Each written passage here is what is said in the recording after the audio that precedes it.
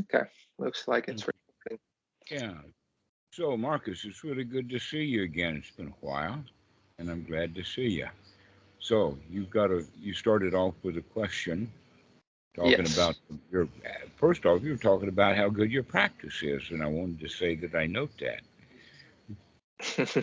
So, so go ahead.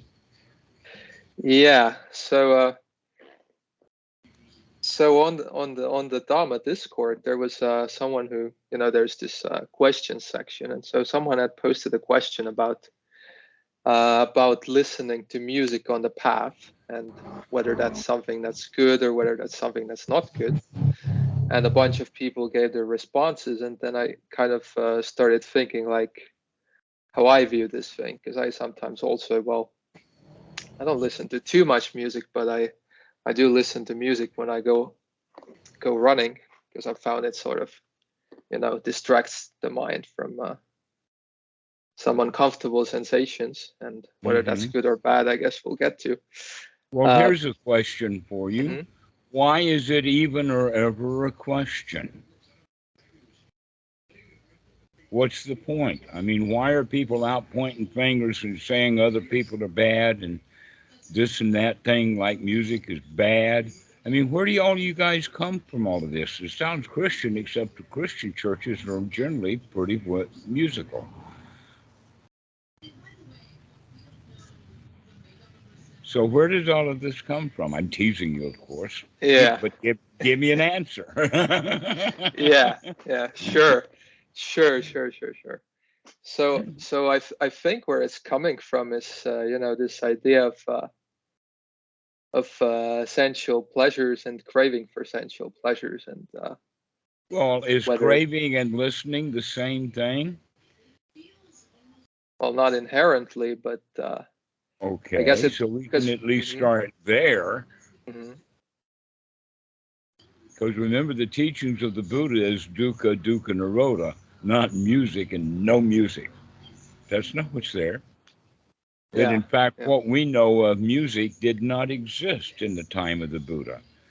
That as a musician, through going through college and all of that, and getting exposed to the history of music, as well as Disney did their best to try to point it out about where percussion and where reeds and where stringed instruments came from and what are octaves and fifths and all of that. And none of that information was available in the time of the Buddha. The best that they could do is have, and I've heard it because I've been to Asian stuff, some tinky, where none of the musical instruments are tuned and they're mostly just banging around, but they do it in great celebration. All right. So the first thing that we can say is whatever we think of as music now did not exist in the time of the Buddha, just like automobiles and cell phones. So there's a whole lot of questionable things because there's a whole lot of questionable people asking questions instead of thinking things through and figuring out what the Buddha would actually do. And generally, cell phones are no problem. Most of the monks have them. Basically, I would say that the monks who were monks before cell phones don't have them. And the monks who became monks after they had already gotten a cell phone kept them. That's also true for automobiles, and I've seen that happen. That there are some monks that, because of inheritance or family, or that they had the car before they joined the Sangha, and then in the West, they keep it. And so a lot of the monks drive cars. They maintain them, including the license and all of that kind of stuff, and drive around. But most monks in the U.S. don't because they never learned to drive and they came from Asia without a driver's license and without a car. And so now that they're in the Sangha, they kind of, okay, so there's beginning to build up this idea of status quo, that what was there before and then becoming a monk is going to continue to be there unless it's actually an injunction about it. There's also the issue of the automobile from the perspective of that the Buddha had an injunction against abuse of animals, including riding on them, or riding in a cart that's being pulled like one. However, the Buddha quite much allowed, and in fact, it's quite a bit of the situation back in the time of the Buddha, that small boats, rafts, he even talks about building rafts. There's a simile of the raft or a boat or something. This is what Hinayana and Mahayana is all about, the big boat and the little boat, right? So we've got it pretty well that the Buddha was not against boats, but he was against riding on animals. So when the automobile comes along, just because it replaced the horse doesn't mean that it's now a new kind of a horse, but rather it's much more like a boat. And because it's like a boat, it would be more permissible than if it were actually like an animal. But unfortunately, the automobiles don't have pumping hearts and eyes like a horse. Sometimes a horse will keep you out of trouble, to where the boat and the car are not. That's true. Okay. So we're going in the right direction, right? Now, let's talk about, actually, we know about this kind of stuff from two particular places. One would be in the precepts, especially the higher precepts, as well as the Patimokkha itself. And yet, believe me, almost all, without maybe one exception, all of the people who are asking about music are not even ordained. Why are they asking these questions? That's a good question, you know. Why are they asking about this? Because they're not even ordained. But let's go see now, under the issue of being ordained, or at least in the higher precepts. The precept is Nacha Gita Watita Visuka Dasana We Ramane Sakabadam Samatiyame. Okay, let's do it again. Nacha, dancing. Gita.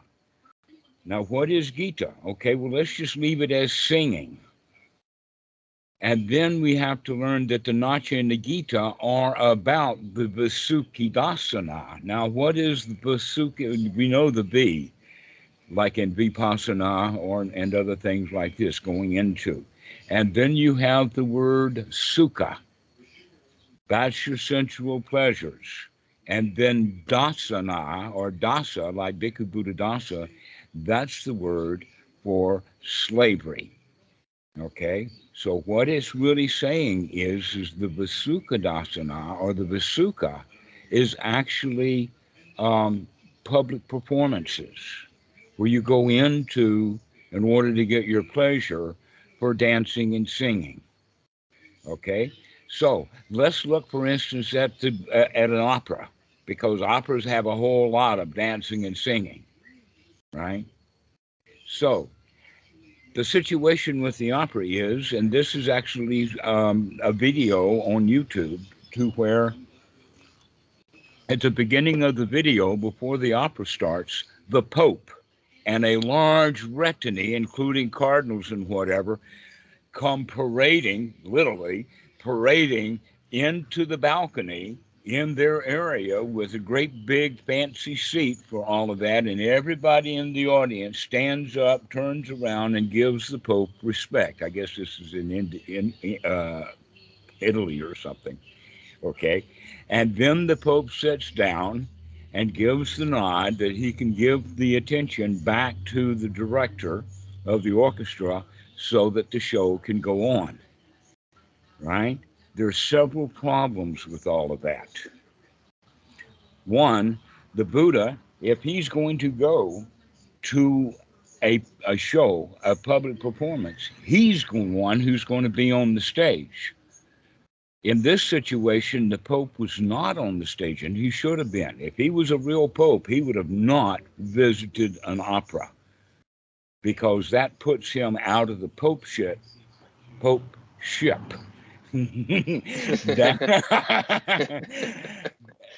down to just an ordinary gawker. He becomes a gawker. That's what he is, okay?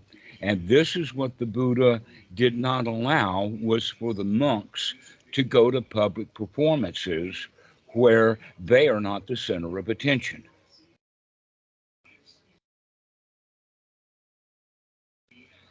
Wow, that kind of turns things on its head, doesn't it? Not only that, but the whole point about these public performances of dancing and singing that was done way back when was almost always sexually oriented. Okay, but music by itself is not either sexually oriented, nor does it have to be, as you and I were talking before, about addicted to it or a slave to it or a requirement.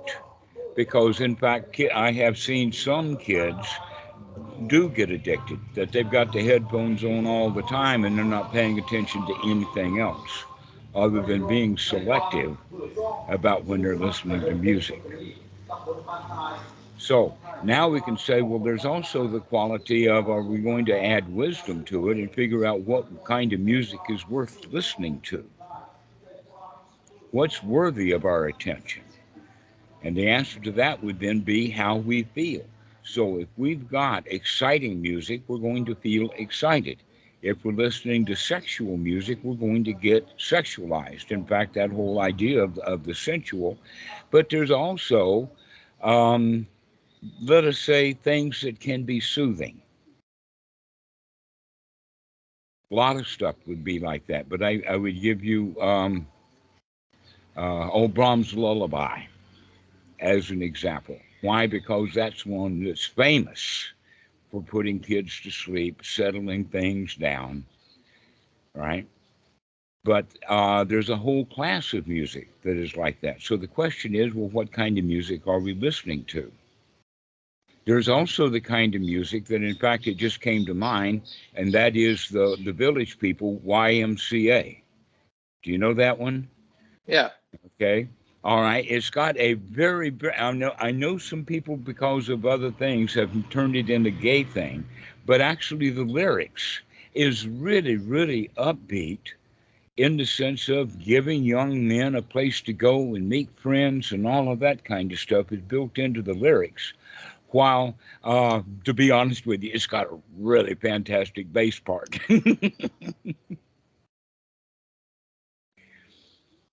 Because I was an old bass player before, so um, that and so we can find things like that and find value out of it, and that there is a great deal of value in music.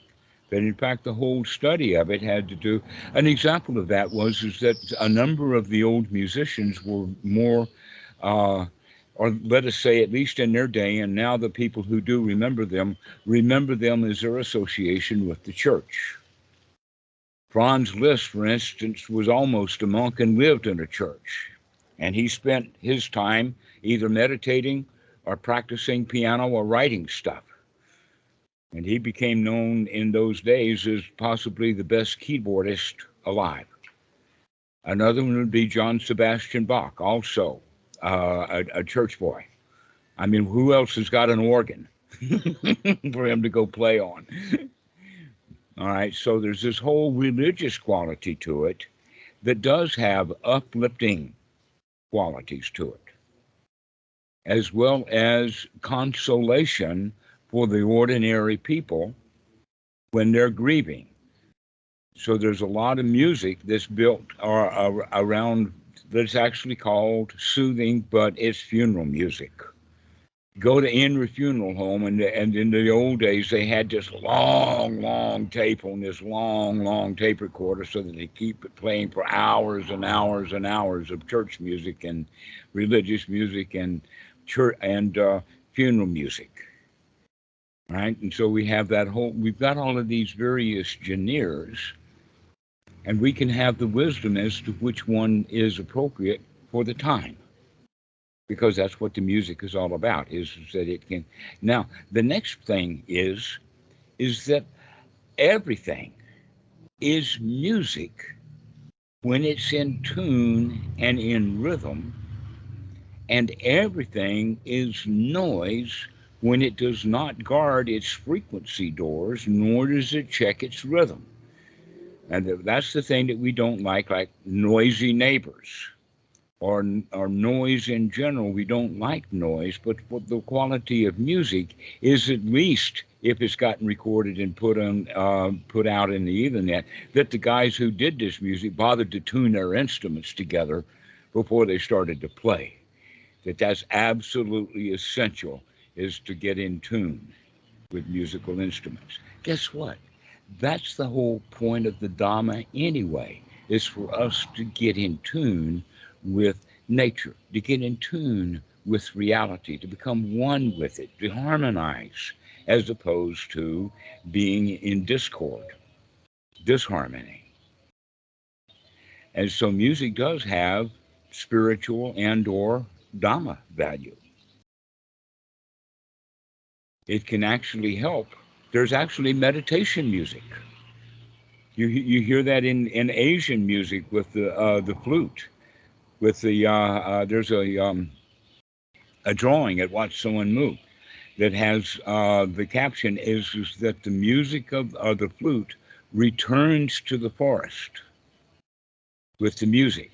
So they go into the forest, they cut the bamboo down, they turn it into a flute whistle, and now the music goes back to the forest. Everything's in cycles like that. So when you see those kind of things like that, you don't hear this, oh, no, no, no, no, it's bad, it's bad, it's bad, because that's the way that the Western mind works. We've been told to shun things, that if we don't know and we don't understand, we should at least hate it, or generally at least be afraid of it, rather than be curious. And so this is why so many of the Western Buddhists have gotten all, let us say, their musical instrument out of tune or their nose out of joint over, is music allowed or not, when in fact there's nobody setting any rules. They're not even ordained. Why are they, playing these games with themselves? Is it because they're trying to do the right thing? Would that be the case? I think the thought process has something to do with this idea of whether, when they engage in activities through the senses, would it be like music which you hear, or food or anything like that. I think the worry they would have is whether they are sort of feeding this cycle of desire if they engage in these activities. Okay. In other words, they don't have a clue about what they're talking about. All right, let's go for food for just a moment. Mm-hmm. Okay. And the one of the places where the food is actually talked about is in the sense of the 4 requirements, that food is an actual requirement. Now, one of the things about these 4 requirements is that Bhikkhu Buddhadasa, in his wisdom, added on his own for modern times, not for the time of the Buddha, but in modern times, he added one, so that he sees that there's 5 requirements, which he used the word, because it was translated wrongly, as entertainment, and I would use the term time structuring.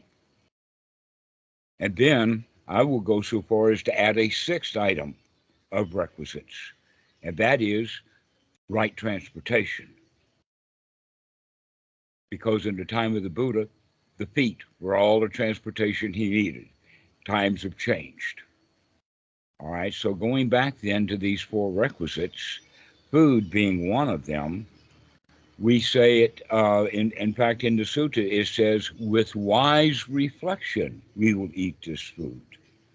Not for beautification or aggrandizing the body, but only for the nourishment and the upkeep of the body, so that we do not bring on new bad feelings and we eliminate old ones, that we can, in fact, get rid of, because we can get rid of the hunger by having something to eat, but if we eat too much, now we're going to be bloated and overfull. So that's a quick example of that. So the wise reflection also goes into the sense of the way that the monks eat. They always eat in silence. Monks don't talk while they're eating. And I recommend other people when they're around the house here, the Thai people, when they're talking in Thai, they can go do what they want to do. But they generally do it also because it's part of the culture. But Westerners tend, when they come to eat, they tend to not keep their mouth shut. They've got to talk often, even while they've got food in their mouth, which is a big no-no in the patty milk etiquette. That basically the etiquette is to not have too big a thing. In other words, you don't fill that big spoon all the way up. That it's got to be a small or a middle-sized morsel. You put it in, and then you pay attention to and chew it properly, moving the parts of the food around in the mouth, sucking the juice out and swallowing it, and continuing to pound with your teeth on the pulp or onto the fibrous parts until there's not even one grain of rice left. And after we clear the mouth out, checking it with the tongue to make sure that nothing is left, then we put the hand now finally back in the bowl. You see, most people, when they're eating, they're playing with their food rather than eating, or they're talking rather than eating. But here, we've got this clear example of that when you're eating, let's make sure that we're eating.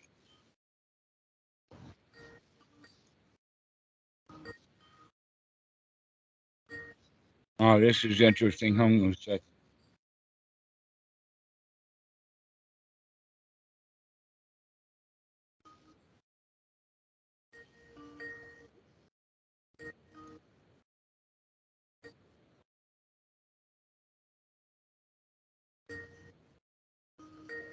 Okay.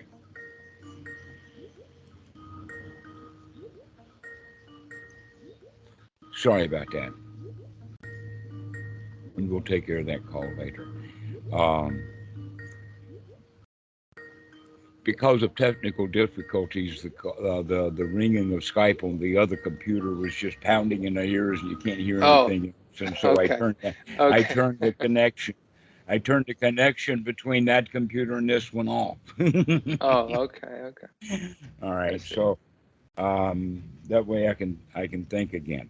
So anyway, back to this point about the music and the people who are looking for issues. We can use this issue of food as a very, very clear example for music as in a form of entertainment. All right. Now, possibly the way that I would start with is in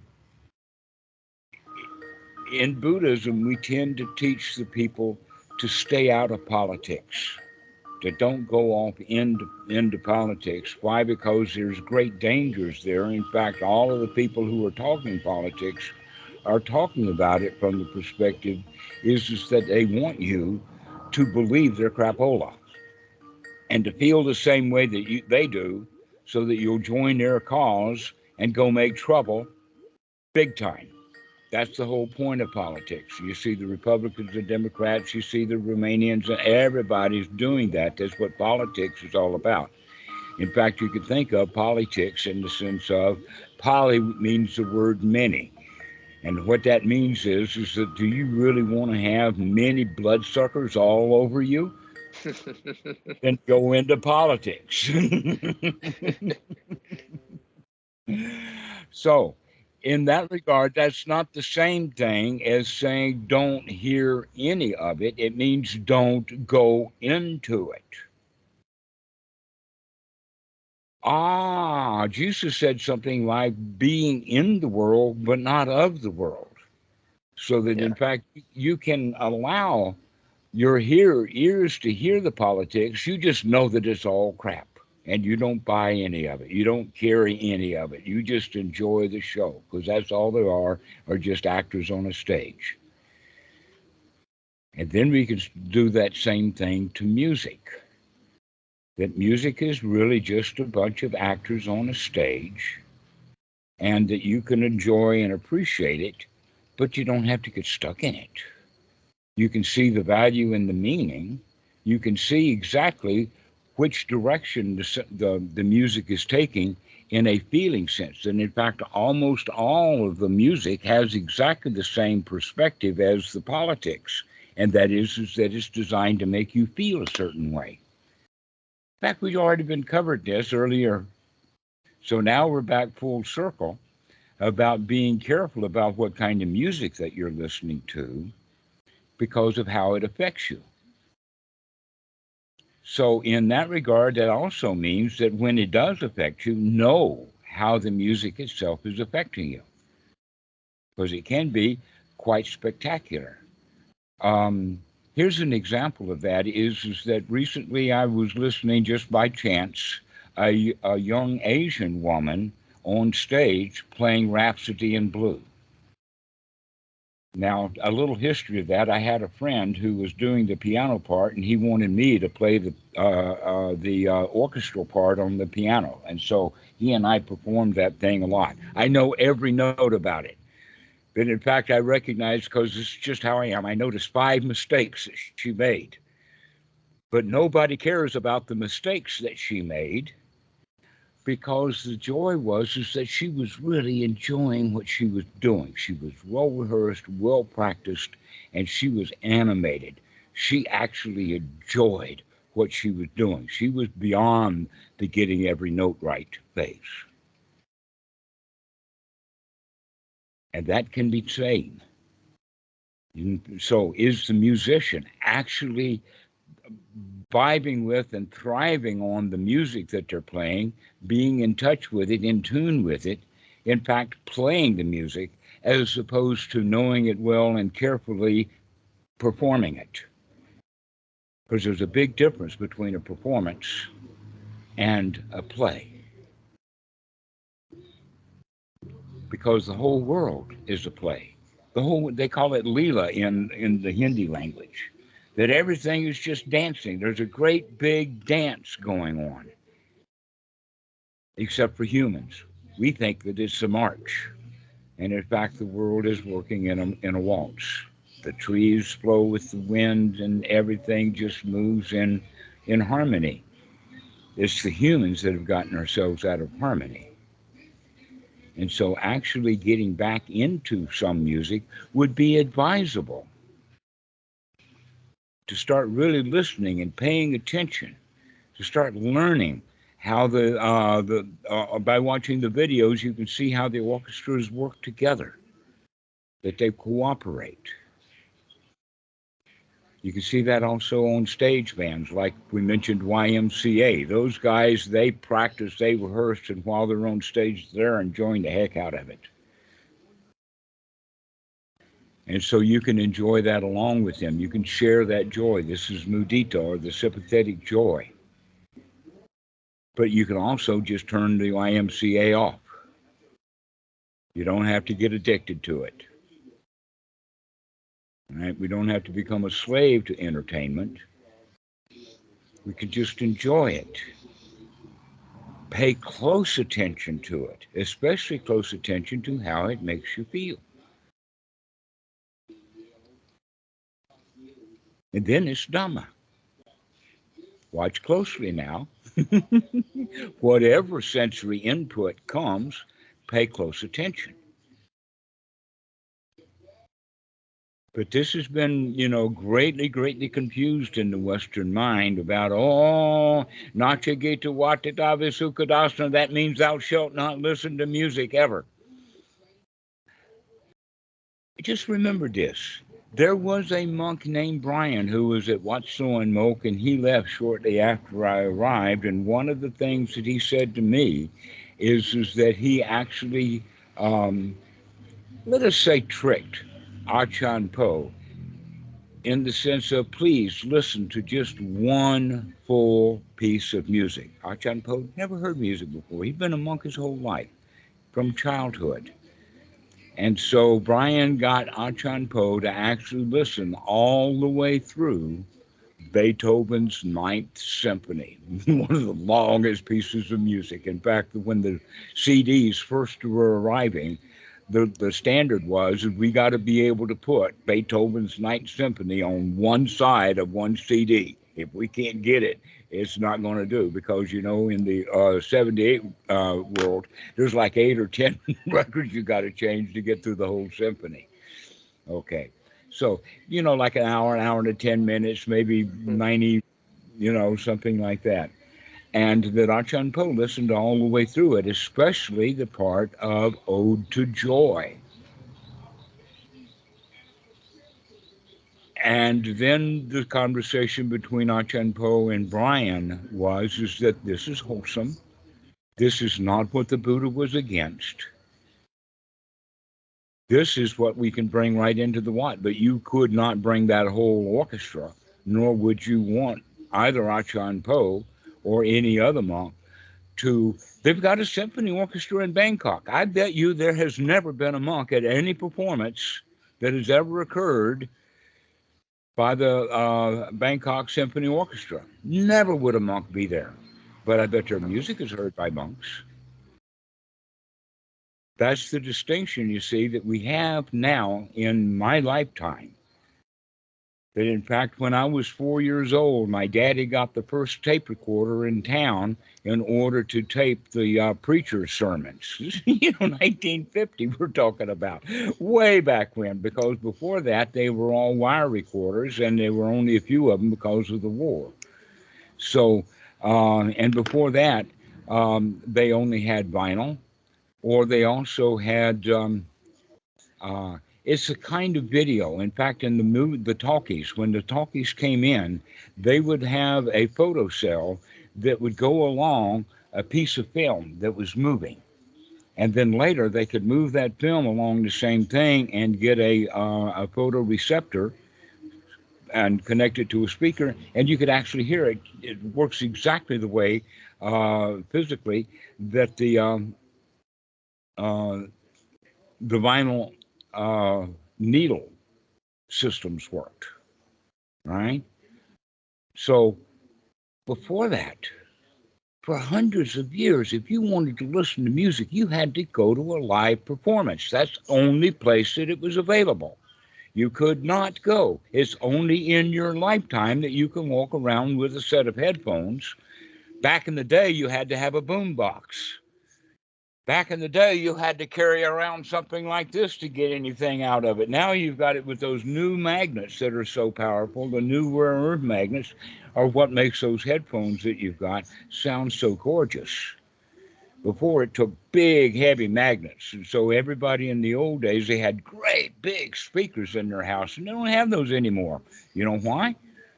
Magnets are better now. You don't have to have a magnet this big with a voice coil that big and then a big speaker that big. That you can do all of that right inside the headphone. So look at the fact that we've got a technology now that didn't exist in the time of the Buddha. We even have SD cards and all kinds of ways of transmitting music, and there's been basically a music explosion. Because up until recently, Hollywood controlled all of the music and the radio stations and all of that. But now that the web has come out, there's been an explosion of artists, explosions of music, explosions of recorded music, even with the video. And so very, very rarely, only occasionally, in fact, it's a big deal when a band goes on tour because it's a lot of work. And most of their profits are made by just people listening to their music rather than going to their concerts. So when you understand it like that, you can say, well, of course the Buddha would have been against monks going to any kind of concerts. And that's what this is all about, not the music itself. Because the music that you're listening to, the Buddha never heard that. He don't know what it is. And the circumstances that's in the Vinaya is also the circumstances of the guys getting caught going to the musical, going to the show, and coming back and getting questioned about where you been tonight? What are you doing? That's the whole, and it had nothing to do with music. So I hope that gives you a fairly complete answer to this so that you can begin to figure out what you're going to do about music on your own. As you can probably tell, I have not given it up. And to be honest with you, I did. That, in fact, I was still in India when the guitar got in such bad condition with the neck glued back together and all of that, that I finally gave it away on my way to Thailand. And so I kind of gave up on the music as I was becoming a monk. And it wasn't until 20, 30 years later when all of that musical stuff that I'd had as a child ripened that now I can see the beauty, the joy, etc. in the music without having to have the rule system in place. And that's the problem with the Westerners is they want to write a rule about things so that they'll know what to do. Oh, it's sensual desire. Let's write a rule about you can't listen to music. When in fact you can get into a really, really nice state if you listen to the right music. And you can get into a really bad state if you listen to the wrong music. So I would say that it's not the music as a general quality. Yeah, I think maybe the thing that sort of the reason why this doubts arose in me is because, well, in the past, I mean, like, years ago when I was in a much less wholesome state, one might say, I remember that, my relationship with entertainment was sort of always this sort of escape from the bad feelings I was feeling. And so I kind of feel like there is still this sort of pattern or attitude inside me where I feel like I'm sort of used to using these things in an unwholesome way. And because of that, I've been sort of, I guess, avoidant maybe. Okay, I can understand that. Because if you go back to music and you go back into those unwholesome states, then of course you want to avoid that. But the other possibility is take a good look at it. Take a close look at how you feel with particular music. Go get some new music. Go get some happy music to listen to.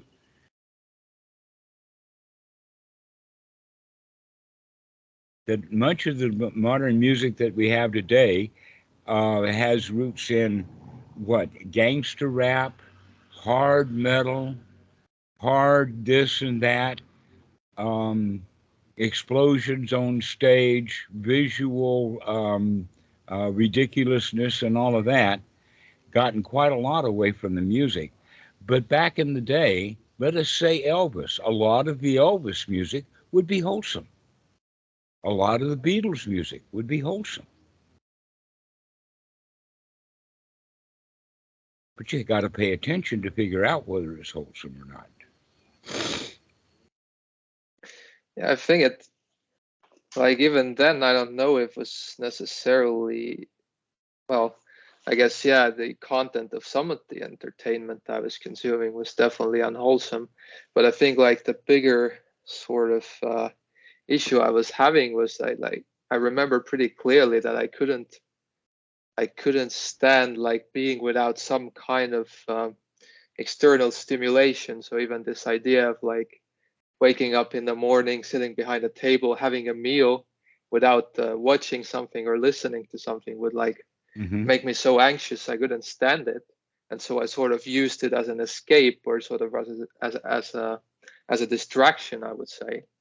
Okay, but then there came a time when either you saw that or the circumstances changed, and now you're not doing that anymore. You don't wake up now thirsting for music or thirsting for some sound.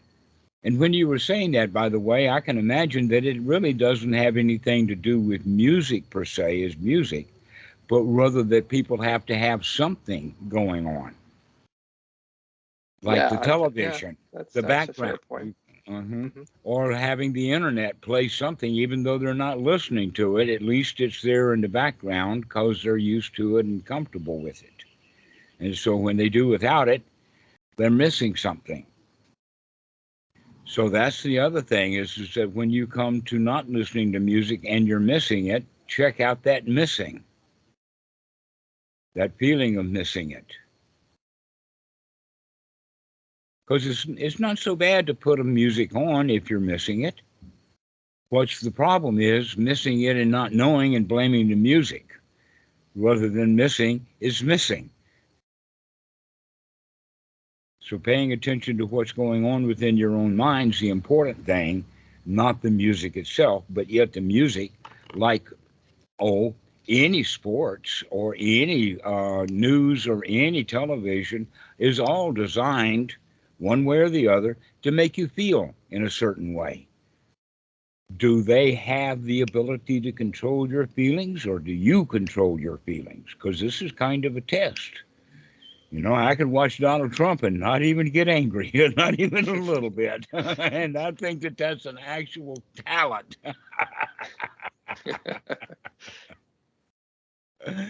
Yeah, Okay, so that's a good challenge.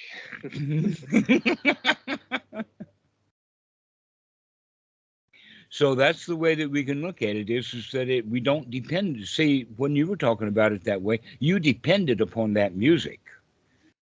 Now you don't depend Yes. it upon it, that you can rise right above it, that the strength comes from not being attached to it.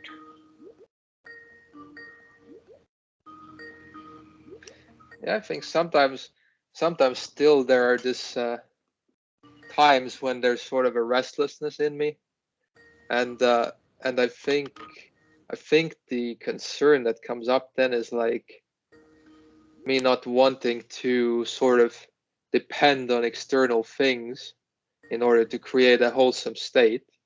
So or Right. sort of this. Mhm. Well, you talk yourself into it, whether you've got the music or not. You've heard the story about music that salves the savage beast. Have you ever heard of that phrase? Uh, no, I don't think so. It's an old one, okay, but think about it like that. Okay, the music that soothes the savage beast is what you're looking for. You're looking for music that's going to, you know, fix you and make you feel a certain way, Hmm. rather than recognizing you're the one who chooses to feel that way with that particular music. So back to the point is that you are in charge of your feelings. Pay close attention to that so that you don't feel the way that the music tells you to feel. You've got a choice about how you feel. And you can experiment with that. That basically, when I'm listening for music, to be honest with you, I'm looking for Dhamma. I'm looking for the Dhamma. What kind of lessons do we see in this music that I can pass on to my students? Or look at that particular guy doing that particular thing. That's the kind. So we can do that also, listening to music with kind of a Dhamma eye. What is the goal of this music? Why does it do it the way that it does? How does the artist respond to the music that they're playing, etc., like that? I mean, we're talking about a deep psychological investigation of the music and all that it's doing, as opposed to just getting lost in it with your own pleasure and not looking at what's going on. Investigate. Investigate your mind with the music, and investigate the music and the effect that the music has on the mind. And if we can do that, and then now this is a beautiful Dhamma instrument. Why would we rule it out just in general? Make some stupid rule about something. That's almost like the Mormons making rules against tea and coffee. But that was done 100 years ago, and now they're all Coca-Cola addicts.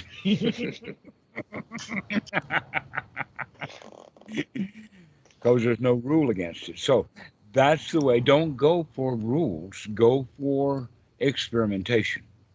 Go for observation. Go for noticing what the effects are. Become wise. Become the boss of the music, rather than the victim of the music.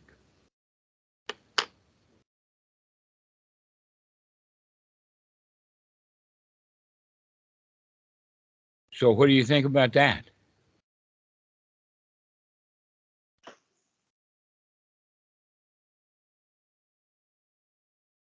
I think it's a good point that, like, in terms of we sort of that like in actuality, like it's not the sensual objects that make us feel a certain way, but it's us sort of creating our own state, but we just associate them with, or we associate it with a certain thing. So when we're ignorant or when we're unconscious, we will think that, well, this thing thing made me feel that way, but actually we're sort of simply we're doing something with our mind while we're exposed to something, right? So Mm-hmm. so if it's quote unquote unwholesome music, what's actually going on is that we are using our mind in an unwholesome way while we're having that experience. And so All right. likewise, yeah. Mm-hmm.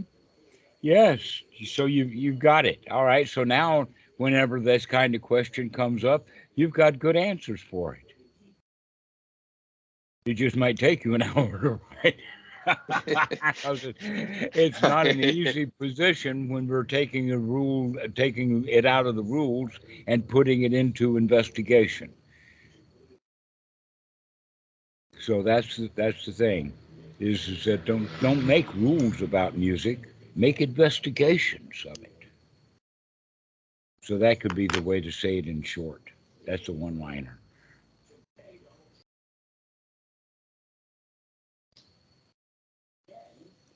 Okay, Marcus. Well, I think that we've had enough. You have any no burning questions, I suppose? No, I'll leave the other questions for the next time. Yes, call again. It's been a while. Yeah, exactly. All It's good to right. discuss the Dhamma Yes, every once in it a while. is. Excellent. All right. Well, we'll see you. Bye. Bye bye.